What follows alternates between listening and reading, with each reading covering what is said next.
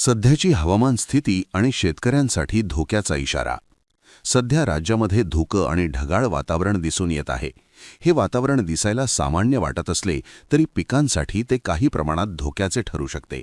विशेषतः हरभरा आणि गहू या पिकांवर रोगांचा प्रादुर्भाव होण्याची शक्यता असते.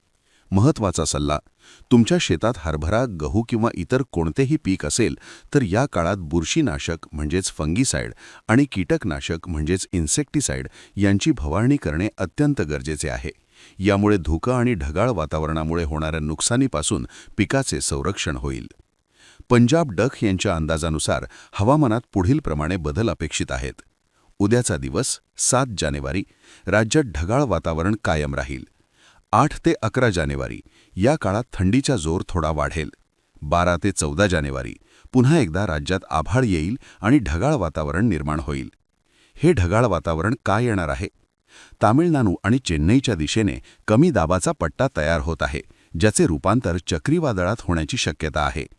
8 ते 12 तारखेच्या दरम्यान तिरुपती, तामिळनाडू आणि केरळ भागात मुसळधार पाऊस पडेल. याचाच परिणाम म्हणून महाराष्ट्रात 12 आणि 13 तारखेला ढगाळ वातावरण निर्माण होईल. कोकण आणि उत्तर महाराष्ट्रात काही ठिकाणी पावसाचे हलके थेंब पडण्याची शक्यता देखील वर्तवण्यात आली आहे. ढगाळ वातावरण पिकांसाठी फायद्याचे की तोट्याचे? ढगाळ वातावरण नेहमीच वाईट नसते. हे वातावरण काही गोष्टींसाठी पोषक देखील असते. फुलधारणा: हरभऱ्याला फुले लागण्यासाठी ढगाळ वातावरण खूप चांगले असते.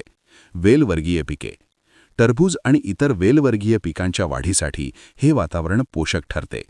ऊस उगवणीसाठी देखील हे वातावरण मदत करते. थोडक्यात सांगायचे तर कोणत्याही पिकाच्या गर्भधारणेसाठी आभाळ येणे चांगले असते. मात्र याच वेळी धुळी आणि रोगांचा प्रादुर्भाव वाढण्याची भीती असते. त्यामुळे फवारणीकडे दुर्लक्ष करू नका. शेतकरी मित्रांनो, निसर्गाचा लहरीपणा आपल्या हातात नसला तरी पिकांची काळजी घेणे नक्कीच आपल्या हातात आहे. 8 ते 11 जानेवारी दरम्यान वाढणारी थंडी आणि त्यानंतर 12-13 तारखेला येणारे ढगाळ वातावरण लक्षात घेऊन आपल्या शेतातील कामांचे नियोजन करा. बुरशीनाशक आणि कीटकनाशकांच्या फवारणीने पिकांचे रक्षण करा.